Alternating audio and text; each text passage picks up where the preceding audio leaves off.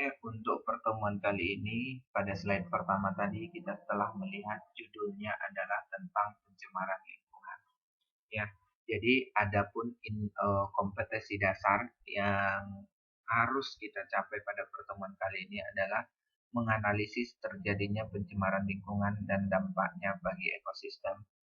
Dan indikator yang harus kita capai yang pertama itu adalah setelah mempelajari materi ini, peserta didik diharapkan mampu menjelaskan pengertian pencemaran air. Terus diharapkan juga peserta didik mampu menganalisis faktor-faktor penyebab pencemaran air dan juga mampu mendeskripsikan dampak pencemaran air dan mampu menganalisis pengaruh air tercemar terhadap kondisi ikan dan mampu membuat gagasan tertulis tentang bagaimana mengatasi dan mengurangi dampak pencemaran air ya. Jadi ini adalah poin-poin yang akan kita bahas di pertemuan kali ini. Jadi kalau misalnya mau mencari garis besar dari materi kita kali ini, inilah garis besarnya yang harus Ananda perhatikan sekalian.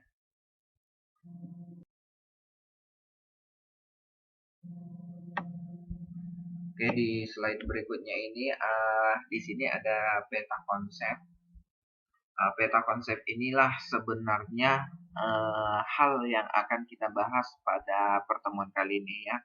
Jadi pencemaran air yang akan kita bahas mengenai pencemaran air itu yang pertama adalah ciri-ciri air yang tercemar dan air yang tidak tercemar ya.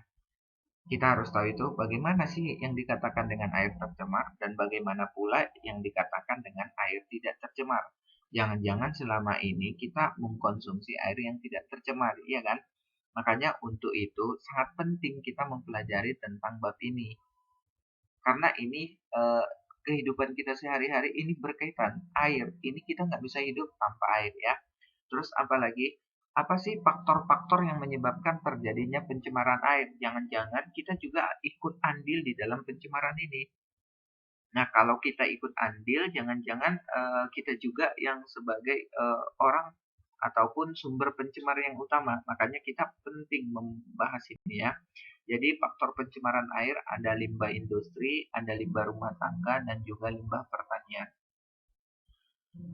Berikutnya cara penanggulangan. Jadi kalau sudah terjadi yang namanya pencemaran ini, sudah terlanjur, mungkin ada yang bisa kita lakukan ya. Di sini ada 3 yang dapat kita lakukan. Yang pertama dengan cara membuat kolam instalasi, terus ada IVAL atau IVAL, terus pengolahan ekskreta ya. Jadi ini nanti akan kita bahas satu persatu.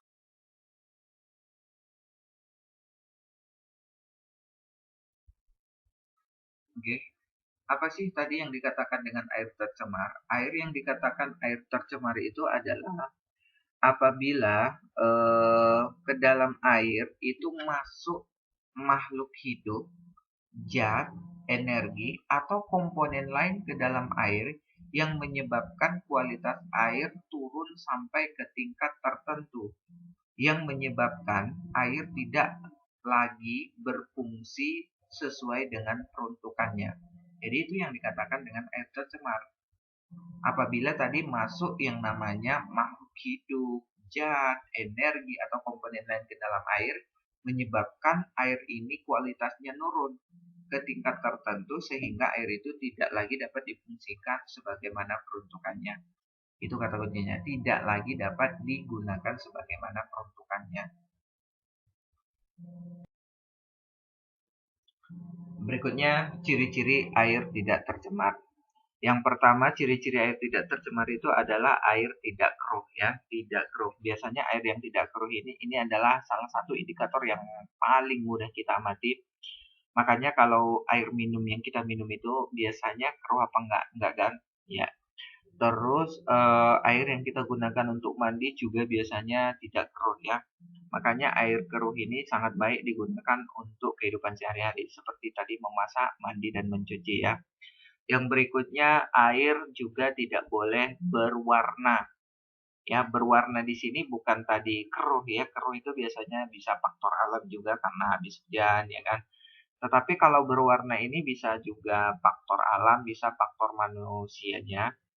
Tapi ingat, air yang berwarna itu adalah air yang sudah tercemar. Makanya gunakanlah air yang tidak berwarna. Lain halnya dengan air yang kamu warnai sendiri.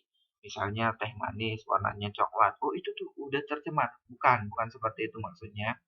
Kalau teh manis itu kan memang sengaja kita warnai dan kita tahu warnanya itu berasal dari mana dan aman tentunya ya. Terus berikutnya yang ketiga itu air yang dikatakan tidak tercemar itu juga tidak boleh berbau. Jadi kalau ada air itu berbau atau bau busuk atau bau-bau yang lain itu dia sudah dikatakan tercemar ya. Berikutnya air tadi harus jernih. Ini masih berkaitan dengan tidak keruh, tidak berwarna ya. Jadi airnya harus jernih ya. Selanjutnya air itu derajat keasamannya aman. Berapa sih derajat keasaman air yang aman? Derajat keasaman air yang aman itu dia berkisaran di pH netral. Berapa itu pH netral? Biasanya pH netral itu adalah 7 ya. Jadi kalau air yang pH-nya 6 sampai 7 itu biasanya masih pH aman ya. Tapi kalau udah di bawah itu dan di atas itu sudah dikatakan tidak aman. Artinya sudah masuk ke dalam kategori tercemar ya. Terus suhunya normal.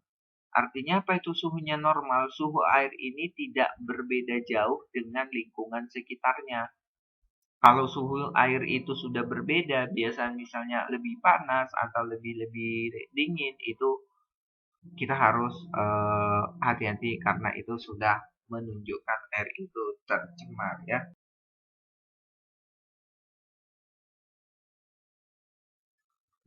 Oke, berikutnya kita masuk ke yang pembahasan selanjutnya yaitu ciri-ciri air tercemar ya. Ini air yang tidak boleh kita gunakan dalam kehidupan sehari-hari, hanya boleh digunakan dalam hal-hal tertentu saja. Oke, ciri-ciri air yang tercemar yang pertama bisa kita lihat menggunakan parameter fisika. Jadi kalau dia parameter fisika ini lebih berkaitan dengan fisik yang dapat kita lihat. Makanya apa indikator daripada air tercemar? Yang pertama itu adalah warna, bau, rasa, dan kekeruhan. Artinya apa ini? Air itu sudah berubah warnanya, sudah berubah baunya, sudah berubah rasanya, dan juga ada mengalami kekeruhan. Jadi air yang sudah seperti itu sudah dapat dipastikan dia tercemar. Berikutnya menggunakan parameter kimia. Kalau kita menggunakan parameter kimia, air itu tercemar atau tidaknya kita harus ukur pH-nya. Berapa tadi pH air normal? Itu adalah pH air netral itu adalah pH untuk yang aman tadi itu berapa? Ada sekitaran 6 sampai 7 ya. Jadi kalau sudah di bawah itu sama di atas itu air sudah dikatakan tercemar. Selain dari pH-nya, bisa juga dilihat dari yang namanya adanya kandungan zat-zat organik ataupun logam-logam berat yang terkandung di dalam perairan ya. Makanya logam-logam berat ini biasanya sering di perairan yang dekat-dekat dengan pertambangan. Nah, ini sering tercemar dengan logam-logam berat ini ya. Berikutnya parameter bakteriologi atau ini sering juga disebut sebagai parameter biologi. Artinya apa? Kalau dia parameter biologi itu di dalam air tidak boleh terdapat yang namanya bakteri patogen atau bakteri-bakteri yang menyebabkan berbagai macam sumber penyakit. Yang terakhir tadi parameter suhu air itu tidak boleh berbeda kontras dengan lingkungan sekitarnya ya. Jadi air yang telah tercemar itu umumnya akan mengalami peningkatan suhu. Suhunya itu lain daripada lingkungan sekitarnya ya. Jadi pertanyaannya, ini akan parameternya ada 4. Jadi kalau salah satu saja misalnya dia sudah menunjukkan indikasi, maka itu sudah dikatakan sebagai air tercemar. Tapi pada saat dites kimia nggak lolos, pH-nya aman, zat organiknya nggak ada, logamnya nggak ada, bakteri nggak ada, suhunya juga nggak ada. Tapi pada saat saya cium baunya ada. Nah itu juga sudah dikatakan dengan air tercemar. Ya paham anak bapak sekalian? Oke.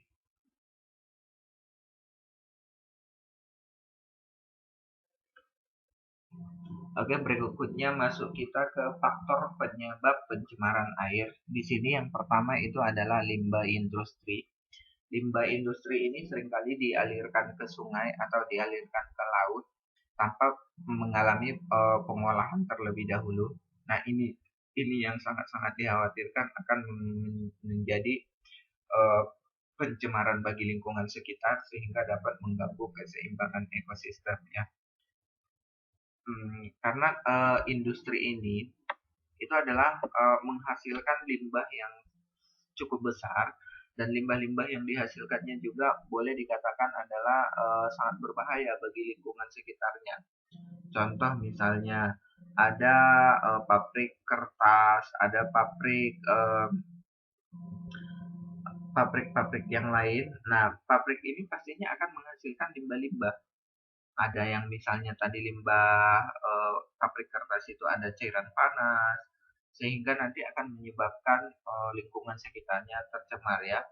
Mungkin perairannya nampak seperti gambar ini berbuih dia, ya, berwarna serta mengandung zat-zat belerang yang berbau menyengat sehingga kita tinggal di sekitarnya pun tidak nyaman ya. Berikutnya adalah limbah rumah tangga. Limbah rumah tangga ini pelakunya ya masyarakat sekitar sungai itu sangat-sangat banyak ya membuang sungai. Coba kalau kita perhatikan gambar ini. Ini adalah tindakan yang tidak patut kita contoh. Ini adalah tindakan yang salah. Jadi kalau kamu menjumpai orang yang seperti ini, kira-kira apa yang harus kamu lakukan? Kamu biarkan saja ikut mencontohnya atau bagaimana? Yang pastinya kita harus tegur. Kalau kita tegur dia nggak ada perubahan, baru kita harus tindak lanjuti, artinya kita lapor ke pihak-pihak tertentu ya, misalnya kepala lingkungan dan sebagainya. Tapi yang pastinya kita juga jangan mencontoh yang seperti ini ya. Karena pencemaran ini sebenarnya akan sangat berbahaya bagi lingkungan sekitarnya. Bisa nanti sungai yang dibuangnya sampah ini makhluk hidup yang ada di dalamnya akan terganggu. Nah, kalau sudah terganggu makhluk hidup yang ada di dalamnya, pastinya berdampak kepada makhluk hidup yang lain yang ada di sekitarnya. Akibatnya apa? Keseimbangan ekosistem nanti tidak terjaga.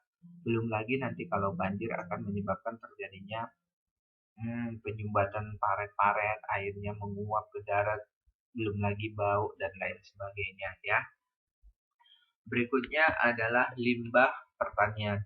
Limbah pertanian ini pada umumnya dihasilkan pada saat terjadi proses panen, maka ada bagian-bagian dari tanaman itu yang tidak dapat digunakan. Contoh misalnya di sini setelah panen jagung dihasilkan bonggol-bonggol jagungnya nih nggak digunakan, pada akhirnya akan menjadi sampah dan menjadi sumber pencemaran bagi perairan. Selain itu, biasanya petani itu sering menggunakan pupuk ya, pupuk dari buatan. Nah, pupuk yang berlebihan ini juga nanti akan masuk ke dalam perairan, pada akhirnya akan menumpuk. Nah, ini bisa menyebabkan terjadinya blooming ataupun pertumbuhan alga yang tidak terkendali sehingga eh, perairan itu tertutup oleh alga itu. Kalau kita nengok dari atas itu nampak lapangan bola, ya, ataupun eceng gondok itu terjadi karena pencemaran air sebenarnya yang dihasilkan dari limbah pertanian ya.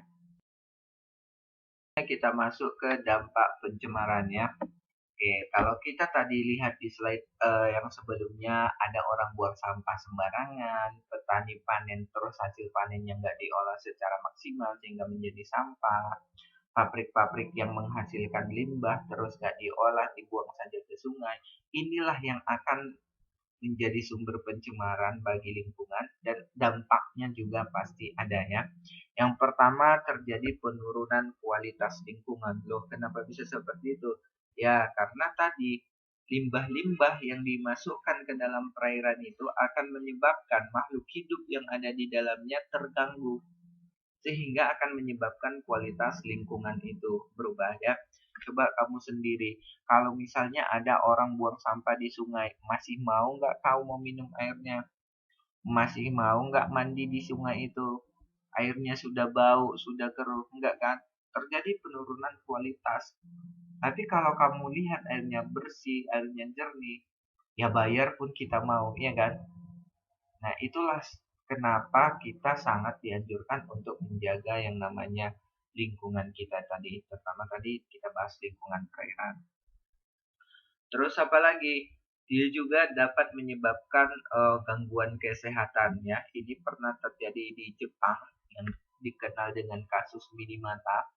Jadi perairannya itu tercemar dengan raksa sehingga ikan-ikan yang ada di sungainya itu tercemar, terkontaminasi dengan logam berat ataupun raksa tadi, sehingga masyarakat sekitar memakan ikan ini. Akibatnya apa? Logam-logam berat yang ada di ikan itu pindah ke dalam tubuh manusianya. Akibatnya apa? Manusianya mengalami gangguan, sehingga orang-orang sekitarnya mengalami gangguan. Gangguan yang terjadi itu adalah gangguan tentang sistem sarafnya. Dan ini sangat banyak kasusnya. Kalau kamu mau tahu lebih lanjut lagi tentang kasus Minamata ini tadi, boleh kamu searching, kamu cari sumber-sumber yang lain banyak membahas tentang kasus itu ya. Terus penyakit-penyakit yang ditimbulkannya itu juga banyak ya. Misalnya dengan tercemarnya lingkungan itu pasti berbagai macam bakteri akan berkembang. Misalnya tikus sukanya di tempat yang jorok ya kan, nanti tikusnya ini masuk ke dalam rumah membawa bibit-bibit penyakit itu, maka bisa saja nanti orangnya penyakit tipes ya. Ada misalnya penyakit yang disebabkan oleh bakteri, misalnya ada E. coli. Minum air yang tercemar dengan E. coli bisa menyebabkan terjadinya oh, diare atau disentri ya. Terus ada juga misalnya terkontaminasi dengan protozoa seperti Entamoeba histolytis, itu akan menyebabkan juga disentri ya dan lain sebagainya. Jadi ada banyak kerugian sebenarnya yang disebabkan karena terganggunya lingkungan perairan kita ya. Berikutnya pemekatan hayati. Apa sih yang dikatakan dengan pemekatan hayati? Untuk supaya kamu lebih paham, coba ini didengar. Coba kalau misalnya kamu pikirkan, apabila suatu perairan tercemar oleh bahan beracun ini terus meresap ke dalam tubuh alga atau mikroorganisme lainnya. Selanjutnya, hewan-hewan kecil itu akan memakannya atau zooplankton. Terus zooplankton akan dimakan oleh yang namanya hewan yang lebih besar atau ikan-ikan kecil. Ikan-ikan kecil itu dimakan lagi oleh yang namanya ikan lebih besar. Ikannya itu dimakan oleh yang namanya manusia. Maka bahan beracun yang terdapat pada air itu tadi sudah berpindah ke dalam tubuh manusia. Ya. Jadi dengan demikian, yang awalnya tadi zooplankton yang mengandung bahan beracun itu racunnya itu sudah numpuk di manusia. Ya, ini yang dikatakan dengan pemekatan hayati ya. Jadi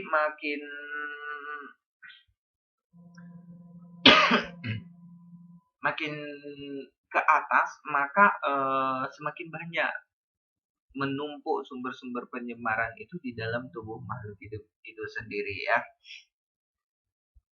Oke, bisa dipahami? Oke.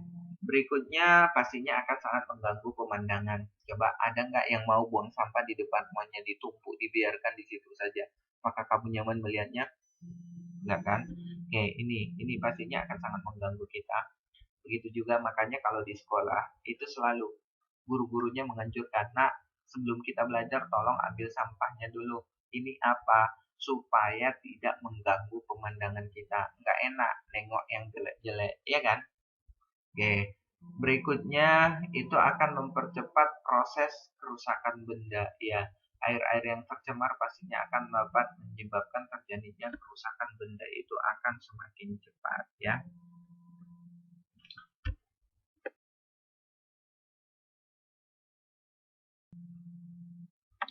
Berikutnya adalah cara penanggulangan pencemaran air. Oke, pencemaran air dapat ditanggulangi dengan cara yang pertama itu adalah pembuatan kolam stabilisasi. Kolam stabilisasi di sini maksudnya itu adalah air yang sudah tercemar itu tadi ditampung, jadi distabilkan dulu baru dialirkan ke perairan. Ya, misalnya kolamnya ini, airnya itu tadi mengandung berbagai macam logam-logam berat. Jadi logam-logam beratnya ini disaring dulu istilahnya. Habis itu setelah diambil baru boleh disaring atau dialirkan ke lingkungan. Atau misalnya airnya ini banyak bakteri-bakteri berbahaya. Oke, bakterinya itu bisa misalnya dibunuh dulu atau dikurangi ataupun pokoknya bakterinya habis dari air itu baru dialirkan ke eh, perairan, ya. Oke, demikian video ataupun PPT presentasi kita kali ini. Semoga apa yang kita pelajari hari ini dapat kita terapkan dalam kehidupan kita sehari-hari, sehingga lingkungan kita ini, terutama lingkungan perairan kita, bebas dari yang namanya pencemaran.